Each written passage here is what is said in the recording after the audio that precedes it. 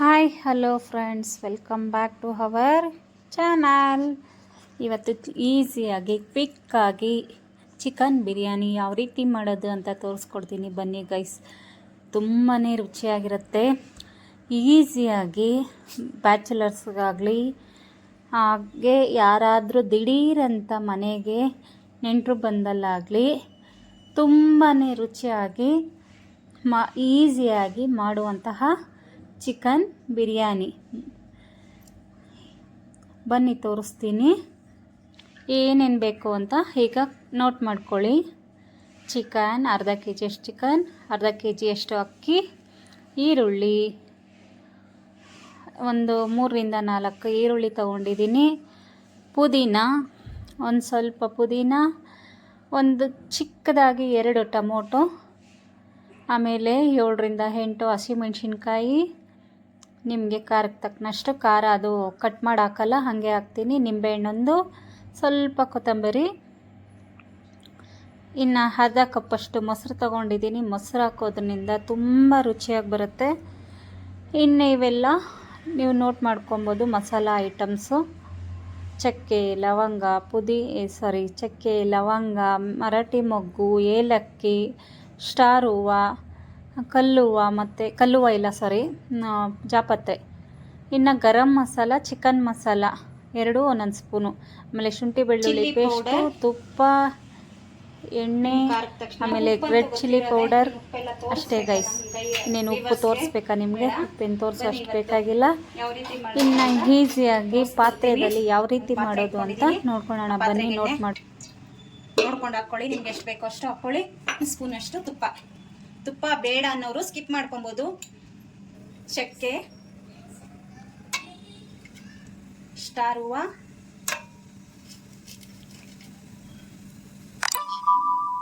ಲವಂಗ, ಮರಾಠಿ ಮೊಗ್ಗು, ಏಲಕ್ಕಿ, ಸಣ್ಣದಾಗಿ ಜಾಪತ್ರೆ, ಒಂದು 3 ಪಲಾವ್ ಎಲೆ, ಇಷ್ಟು ಸೊಂಪು, ಸ್ವಲ್ಪ ಸೊಂಪು, ಕಸ್ತೂರಿ ಮೇಥಿ. ಇನ್ನು ಕಸ್ತೂರಿ ಮೇಥಿ ತುಂಬಾ ರುಚಿಯಾಗಿ ಬರುತ್ತೆ ಗೈಸ್. ಈಸಿಯಾಗಿ ನೀಟಾಗಿ ಮಾಡ್ಕೊಬೋದು. ಇದನ್ನೇ ಮೆಥಡಲ್ಲಿ ನೀವು ಕುಕ್ಕರಲ್ಲೂ ಮಾಡ್ಕೊಬೋದು. ಇನ್ನು ಪುದೀನ, ಈರುಳ್ಳಿ ಹಾಕ್ಕೊಂಡಿದ್ದೀನಿ. ಚೆನ್ನಾಗಿ ಫ್ರೈ ಮಾಡ್ಕೊಳ್ಳೋಣ. ಅಷ್ಟರಲ್ಲಿ ನೀವೇನು ಮಾಡಬೇಕು? ಲೈಕ್ ಮಾಡಬೇಕು, ಶೇರ್ ಮಾಡಬೇಕು, ಕಮೆಂಟ್ ಮಾಡಬೇಕು. ಬೆಲ್ ಐಕಾನ್ ಹತ್ತದಂತೂ ಮರಿಬೇಡಿ ಗೈಸ್. ಇನ್ನು ಈರುಳ್ಳಿ ನೀಟಾಗಿ ಫ್ರೈ ಮಾಡ್ಕೊಳ್ಳೋಣ. ಈರುಳ್ಳಿ ಎಷ್ಟು ಚೆಂದ ಫ್ರೈ ಆಗುತ್ತೋ ಅಷ್ಟು ರುಚಿಯಾಗಿ ಬರುತ್ತೆ ಗೈಸ್.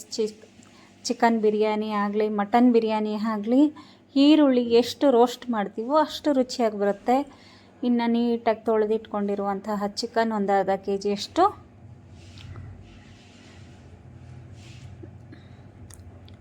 ನೀವು ಆದಷ್ಟು ಬೋನ್ಸ್ ಇರೋ ಚಿಕನ್ನೇ ತಗೊಳ್ಳಿ.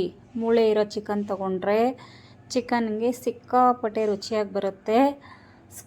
ಮತ್ತು ಇದು ಬೋನ್ಸ್ ಲೆಸ್ ಚಿಕನ್ ತೊಗೊಂಡ್ರೆ ಏನೋ ಒಂಥರ ಚೆನ್ನಾಗಿ ಟೇಸ್ಟ್ ಇರಲ್ಲ. ನೀವು ಆದಷ್ಟು ಮೂಳೆ ಇರೋವಂತಹ ಚಿಕನ್ನೇ ತಗೊಳ್ಳಿ. ಇನ್ನು ರುಚಿಗೆ ತಕ್ಕಷ್ಟು ಉಪ್ಪು ನೋಡ್ಕೊಂಡು ಹಾಕ್ಕೊಳ್ಳಿ, ನಿಮ್ಮ ಚಾಯ್ಸು. ಇನ್ನು ಸ್ವಲ್ಪ ಚಿಟಿಕೆ ಅರಿಶಿಣ. ಇನ್ನು ನಮ್ಮ ಸೌತ್ ಇಂಡಿಯಾ ಫುಡ್ಸಲ್ಲಂತೂ ಅರಿಶಿಣ ಇಲ್ದಿದ್ದ ಅಡುಗೆನೇ ಇರಲ್ಲ. ಶಾಸ್ತ್ರಕ್ಕಾದರೂ ಒಂದು ಸ್ವಲ್ಪ ಹಾಕಲೇಬೇಕು. ನೀಟಾಗಿ ಫ್ರೈ ಮಾಡ್ಕೊಳ್ಳಿ. ಚಿಕನ್ ಚೆನ್ನಾಗಿ ಆ ಎಣ್ಣೆ ತುಪ್ಪದಲ್ಲೇ ಫ್ರೈ ಆಗಬೇಕು. ನಿಮಗೆ ಇಲ್ಲಿ ತುಪ್ಪ ಬೇಡ, ಎಣ್ಣೆ ಒಂದೇ ಸಾಕು ಅಂದ್ರೂ ಓಕೆ, ರುಚಿಯಾಗಿರುತ್ತೆ. ಇಲ್ಲ ನಾವು ತುಪ್ಪ ಒಂದೇ ಹಾಕ್ಕೊಳ್ತೀವಿ ಅಂದ್ರೂ ಓಕೆ, ತುಂಬ ರುಚಿಯಾಗಿರುತ್ತೆ. ಆದರೆ ಎರಡೂ ಸೇರಿಸಿ ಹಾಕ್ಕೊಂಡು ನೋಡಿ ಟೇಸ್ಟು ಯಾವ ರೀತಿ ಬರುತ್ತೆ ಅಂತ. ಪಕ್ಕ ಹೋಟ್ಲ್ ಸ್ಟೈಲ್ ಚಿಕನ್ ಬಿರಿಯಾನಿ. ಇನ್ನು ಮನೆಯಲ್ಲೇ ಫ್ರೆಶ್ ಆಗಿ ಮಾಡಿರುವಂತಹ ಶುಂಠಿ ಬೆಳ್ಳುಳ್ಳಿ ಪೇಸ್ಟ್ ಒಂದು 2 ಸ್ಪೂನಷ್ಟು ನೀಟಾಗಿ ಫ್ರೈ ಮಾಡ್ಕೊಳ್ಳಿ. ಹಸಿ ವಾಸನೆ ಹೋಗೋ ತನಕ ಶುಂಠಿ ಬೆಳ್ಳುಳ್ಳಿ ಪೇಸ್ಟನ್ನ ಫ್ರೈ ಮಾಡ್ಕೊಳ್ಳಿ ನೀಟಾಗಿ. ನಾವು ಮನೆಯಲ್ಲೇ ಫ್ರೆಶ್ ಆಗಿ ಮಾಡಿ ಹಾಕೋದ್ರಿಂದ ತುಂಬಾ ರುಚಿಯಾಗಿ ಬರುತ್ತೆ ಗೈಸ್. ನಿಮಗೆ ನೋಡಬಹುದು, ನಿಮ್ಮ ಟೇಸ್ಟು ಅಷ್ಟೇ. ಇನ್ನು ಹಸಿಮೆಣ್ಸಿನ್ಕಾಯಿ ಹಾಕ್ಕೊಳ್ತಾ ಇದ್ದೀನಿ. ಹಸಿಮೆಣ್ಸಿನ್ಕಾಯಿ ಯಾವುದಕ್ಕೆ ಕಾರಣಕ್ಕೂ ನಾನು ಕಟ್ ಮಾಡಿ ಹಾಕ್ಕೊಂಡಿಲ್ಲ, ಹಾಗೆ ಹಾಕ್ತಾಯಿದ್ದೀನಿ ಉಂಡೆ. ನಿಮಗೆ ರುಚಿನೂ ಬರುತ್ತೆ, ಮತ್ತು ಇನ್ನೊಂದು ನಿಮಗೆ ಖಾರ ಸಾಕಾಗದಿದ್ದವರು ಮ್ಯಾಶ್ ಮಾಡಿಕೊಂಡು ತಿನ್ಬೋದು. ಕೆಲವ್ರಿಗೆ ಇಷ್ಟ ಆಗಲ್ಲ, ಫ್ಲೇವರ್ಗೋಸ್ಕರ ನಾನು ಹಸಿಮೆಣ್ಸಿನ್ಕಾಯಿ ಬಳಸಿದ್ದೀನಿ ಇಲ್ಲಿ. ನಿಮ್ಗೆ ಬೇಡ ಅಂದರೆ ಹಸಿಮೆಣ್ಸಿನ್ಕಾಯಿನ ಸ್ಕಿಪ್ ಮಾಡ್ಕೊಳ್ಳಿ. ಚೆನ್ನಾಗಿ ಆದಷ್ಟು ಎಣ್ಣೆಯಲ್ಲಿ ಚಿಕನ್ನ ಚೆನ್ನಾಗಿ ಫ್ರೈ ಮಾಡ್ಕೊಳ್ಳಿ, ತುಂಬ ರುಚಿಯಾಗಿ ಬರುತ್ತೆ. ಇನ್ನು ನಮ್ಮ ಮನೆ ಅಂತೂ ರೋಡ್ ಸೈಡಲ್ಲಿ ಇರೋದ್ರಿಂದ ಡಿಸ್ಟರ್ಬೆನ್ಸ್ ಅಂತೂ ತುಂಬಾ ಡಿಸ್ಟರ್ಬ್ ಆಗ್ತಾ ಇರುತ್ತೆ. ಇನ್ನು ಚಿಕ್ಕದಾಗಿ ಒಂದೆರಡು ಟೊಮಾಟೊ ಕಟ್ ಮಾಡಿ ಇಟ್ಕೊಂಡಿದ್ವಲ್ಲ ಉದ್ದುದ್ದ, ಆ ಟೊಮಾಟೊ ಹಾಕ್ಕೊಳ್ತಾ ಇದ್ದೀನಿ. ಹಾಕ್ಕೊಂಡು ಚೆನ್ನಾಗಿ ಫ್ರೈ ಮಾಡ್ಕೊತಾ ಇದ್ದೀನಿ.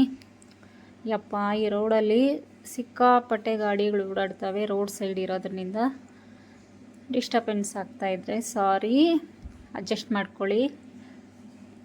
ಇನ್ನು ಖಾರದ ಪುಡಿ, ಚಿಲ್ಲಿ ಪೌಡರು, ನಾನು ಯಾವುದೇ ಕಾರಣಕ್ಕೂ ಇಲ್ಲಿ ಫುಡ್ ಕಲರ್ ಯೂಸ್ ಮಾಡ್ತಾಯಿಲ್ಲ. 1 table spoon garam masala, 1 table spoon chicken masala ಹಾಕ್ಕೊಂಡಿದ್ದೀನಿ. ಚೆನ್ನಾಗಿ ಫ್ರೈ ಮಾಡ್ಕೊತಾ ಇದ್ದೀನಿ. ನಾವು ಯಾವುದೇ ಕಾರಣಕ್ಕೂ ನಾನು ಇಲ್ಲಿ ಫುಡ್ ಕಲರ್ ಯೂಸ್ ಮಾಡಲ್ಲ, ನ್ಯಾಚುರಲ್ಲಾಗಿ ಮಾಡ್ಕೊತೀನಿ. ನಿಮಗೆ ನೋಡೋದಕ್ಕೆ ಅಟ್ರಾಕ್ಷನ್ನಾಗಿ ಚಿಕನ್ ಬಿರಿಯಾನಿ ಬೇಕು ಅಂದರೆ ಒಂದು ಸ್ವಲ್ಪ ರೆಡ್ ಕಲರ್ ಹಾಕ್ಕೊಬೋದು. ನಾನು ಯಾವುದೇ ಕಾರಣಕ್ಕೂ ಯೂಸ್ ಮಾಡಲ್ಲ, ಯಾಕಂದರೆ ಮಕ್ಕಳೆಲ್ಲ ತಿನ್ನೋದ್ರಿಂದ ನಾನು ಯೂಸ್ ಮಾಡಲ್ಲ. ಇನ್ನು ಅರ್ಧ ಕಪ್ಪಷ್ಟು ಮೊಸರು ಹಾಕ್ತಾಯಿದ್ದೀನಿ. ಮೊಸರು ಹಾಕೋದ್ರಿಂದ ಚಿಕನ್ ಸಾಫ್ಟಾಗಿ ಬೇಯುತ್ತೆ, ರುಚಿಯಾಗಿರುತ್ತೆ. ಚಿಕನ್ಗೆ ನೀಟಾಗಿ ಹಿಡಿತೈತೆ, ಚೆನ್ನಾಗಿ ಸಾಫ್ಟಾಗಿರುತ್ತೆ ಚಿಕನ್ ತಿನ್ನೋದಕ್ಕೂ.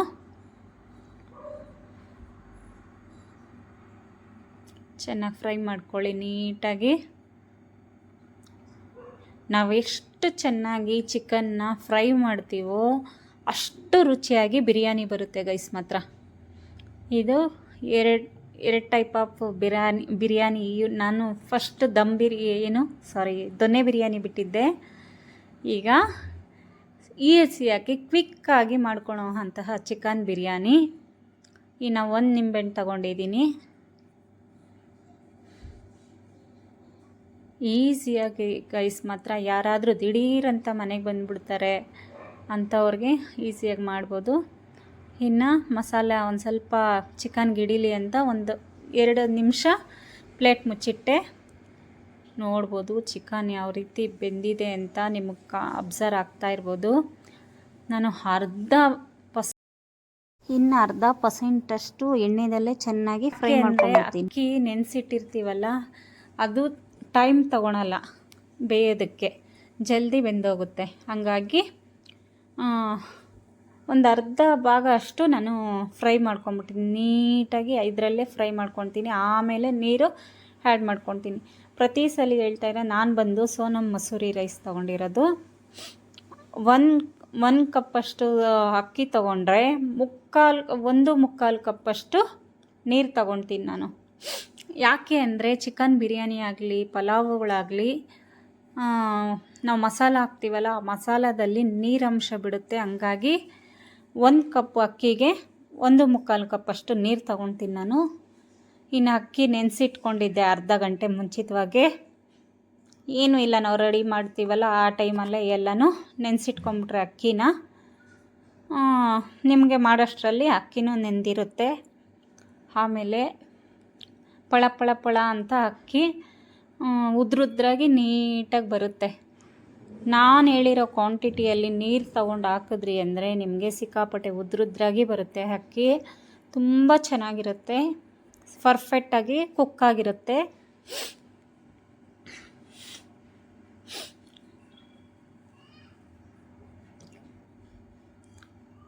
ಇನ್ನು ನಿಮಗೆ ಒಂದು ಸ್ವಲ್ಪ ಉಪ್ಪು ಬೇಕಿದ್ದರೆ ಆ್ಯಡ್ ಮಾಡ್ಕೊಳ್ಳಿ. ನೀವು ರುಚಿಗೆ ತಕ್ಕಷ್ಟು ಉಪ್ಪು ಹಾಕ್ಕೊಳ್ಳಿ. ನೋಡಿ, ಅರ್ಧ ಭಾಗ ಅಷ್ಟು ಬೆಂದಿದೆ, ಅರ್ಧ ಭಾಗ ಅಷ್ಟು ಈಸಿಯಾಗಿ. ಇನ್ನು ನಾವು ಕುಕ್ಕರಲ್ಲಾದರೆ ನಾವು ಡೈರೆಕ್ಟಾಗಿ ಎಲ್ಲ ಮಾಡಿಬಿಟ್ಟು ಒಂದೇ ಸಲ ವಿಸಿಲ್ ಕೊಟ್ಬಿಡ್ತೀವಿ. ಪಾತ್ರೆದಲ್ಲೂ ಒಂಥರ ರುಚಿ ಬರುತ್ತೆ, ಕುಕ್ಕರಲ್ಲೇ ಒಂಥರ ರುಚಿ ಬರುತ್ತೆ. ಇನ್ನು ಇದು ಬೇಯಲಿಕ್ಕೆ ಇಟ್ಬಿಟ್ಟು 1-2 ನಿಮಿಷ ಮುಚ್ಚಿಟ್ಬಿಡೋಣ. ಈಗ ನೋಡಬಹುದು ನೀವು, ಒಂದು 80% ಕುಕ್ಕಾಗಿದೆ.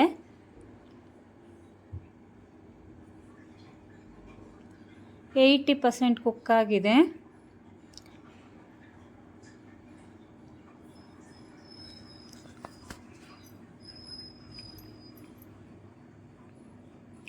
ಪರ್ಫೆಕ್ಟ್ ಬಿರಿಯಾನಿ, ಹೋಟೆಲ್ ಶೈಲಿ ಬಿರಿಯಾನಿ ಗೈಸ್. ಮಾತ್ರ ಇದು ಬಂದು ನನಗೆ ನನ್ನ ಫ್ರೆಂಡು ಒಬ್ಬರು ಫಾತಿಮಾ ಅಂತ ಇದ್ದರು, ಅವ್ರು ನನಗೆ ತೋರಿಸ್ಕೊಟ್ಟಿದ್ದು. ಮುಸಲ್ಮಾನರವರು ತುಂಬಾ ರುಚಿಯಾಗಿ ಮಾಡ್ತಾಯಿದ್ರು. ಅವ್ರ ಹತ್ರ ಕಲ್ತಿದ್ದ ಬಿರಿಯಾನಿ ನಾನು ನಿಮಗೆ ತೋರಿಸ್ಕೊಡ್ತಾಯಿದ್ದೀನಿ. ಇನ್ನೊಂದು ಸ್ವಲ್ಪ ಪುದೀನ, ಸ್ವಲ್ಪ ಕೊತ್ತಂಬರಿ. ಈಗ ಕೊತ್ತಂಬರಿ ಪುದೀನ ಆ್ಯಡ್ ಮಾಡೋದ್ರಿಂದ ಸಿಕ್ಕಾಪಟ್ಟೆ ರುಚಿಯಾಗಿ ಬರುತ್ತೆ, ಘಮನೂ ಅಷ್ಟೇ ಘಮ ಬರುತ್ತೆ. ಇನ್ನು ತುಪ್ಪ 1-2 ಸ್ಪೂನಷ್ಟು ತುಪ್ಪ ಹಾಕ್ಕೊಳ್ತಾ ಇದ್ದೀನಿ ಮೇಲ್ಗಡೆ. ಯಾವುದೇ ಕಾರಣಕ್ಕೂ ಕಲಸಲ್ಲ, ಹಾಕ್ಬಿಟ್ಟು ಹಂಗೆ ಕ್ಲೋಸ್ ಮಾಡಿಟ್ಬಿಡ್ತೀನಿ. 1-2 ನಿಮಿಷ ಸಿಮ್ಮಲ್ಲಿ ಇಟ್ಬಿಟ್ಟು 5 ನಿಮಿಷನೇ ಸಿಮ್ಮಲ್ಲಿಟ್ಟು ಕುಕ್ ಮಾಡ್ಕೊತೀನಿ. ಪರ್ಫೆಕ್ಟ್ ಕುಕ್ ಆಗುತ್ತೆ. ನಮಗೆ ಯಾವುದೇ ಕಾರಣಕ್ಕೂ ಅನ್ನ ಮುದ್ದೆ ಆಗೋದಾಗಲಿ ಆ ಥರ ಎಲ್ಲ ಆಗಲ್ಲ. ನೀಟಾಗಿ ಚಿಕನ್ಗೆ ಉಪ್ಪು ಖಾರ ಎಲ್ಲ ನೀಟಾಗಿ ಹಿಡ್ದಿರುತ್ತೆ. 1-2 ನಿಮಿಷ ಬಿಟ್ಬಿಟ್ಟು ಕ್ಲೋಸ್ ಬಿಟ್ಬಿಡ್ತೀನಿ. 2ರಿಂದ 5 ನಿಮಿಷದೊಳಗಡೆ ಸಿಮ್ಮಲ್ಲಿ ಇಟ್ಬಿಡ್ತೀನಿ. ಆಮೇಲೆ ನೋಡ್ಬೋದು ನೀವು ಎಷ್ಟು ನೀಟಾಗಿ ಕುಕ್ಕಾಗಿದೆ ಅಂತ. ಇನ್ನೇನು ಮಾಡಬೇಕು ಗೊತ್ತಾ ಗೈಸ್, ನಾವು ಗ್ಯಾಸ್ ಆಫ್ ಮಾಡಿಬಿಟ್ಟು ನೋಡ್ಬೋದು ಎಷ್ಟು ಉದ್ರಾಗಾಗಿದೆ ಅಂತ. ಗ್ಯಾಸ್ ಆಫ್ ಮಾಡಿಬಿಡಿ. ಅದೊಂದು 5 ನಿಮಿಷ ಆದಮೇಲೆ ಸಿಮ್ಮಲ್ಲಿ ಇಟ್ಬಿಟ್ಟು 5 ನಿಮಿಷ ಆದಮೇಲೆ ಗ್ಯಾಸ್ ಆಫ್ ಮಾಡಿಬಿಟ್ಟು ನೋಡಿ ಎಷ್ಟು ಉದ್ರಾಗಾಗಿದೆ ಅಂತ. ಇನ್ನು 2 ನಿಮಿಷ ತಟ್ಟೆ ಮುಚ್ಚಿಬಿಟ್ಟು ಬಿಟ್ಬಿಡಿ. ಆಮೇಲೆ ಸರ್ವ್ ಮಾಡ್ಕೊಂಡು ನೋಡಿ ಎಷ್ಟು ರುಚಿಯಾಗಿ ಬರುತ್ತೆ ಗೊತ್ತಾ ಗೈಸ್. ಮಾತ್ರ ನಿಮಗೆ 1-2 ನಿಮಿಷ ಕುಕ್ಕಾಗಿದ್ದ ತಕ್ಷಣ ಹಾಕ್ಕೊಂಡು ತಿನ್ನಬೇಡಿ. 1-2 ನಿಮಿಷ ಬಿಟ್ಟು ಆಮೇಲೆ ಮಿಕ್ಸ್ ಮಾಡಿಕೊಂಡು ಆಮೇಲೆ ಸರ್ವ್ ಮಾಡಿ ನೋಡಿ ಎಷ್ಟು ರುಚಿಯಾಗಿ ಬರುತ್ತೆ ಗೊತ್ತಾ ಗೈಸ್. ಮಾತ್ರ ನೀವು ಟ್ರೈ ಮಾಡಾದ್ಮೇಲೆ ಲೈಕ್ ಮಾಡಿ, ಶೇರ್ ಮಾಡಿ, ಕಮೆಂಟ್ ಮಾಡಿ. ನಿಜವಾಗ್ಲೂ ಅಷ್ಟೇ ಗೈಸ್, ನೀವು ಟ್ರೈ ಮಾಡಾದ್ಮೇಲೆ ನಾನು ಪರ್ಫೆಕ್ಟಾಗಿ ಯಾವ ರೀತಿ ತೋರಿಸಿದ್ದೀನೋ ಇದರಲ್ಲೇ ಮೆಜರ್ಮೆಂಟಲ್ಲೇ ನೀವು ತಗೊಂಡು ಎಲ್ಲ ಮಾಡಿದ್ರಿ ಅಂದರೆ ಅಷ್ಟೇ ರುಚಿಯಾಗಿ ಬರುತ್ತೆ.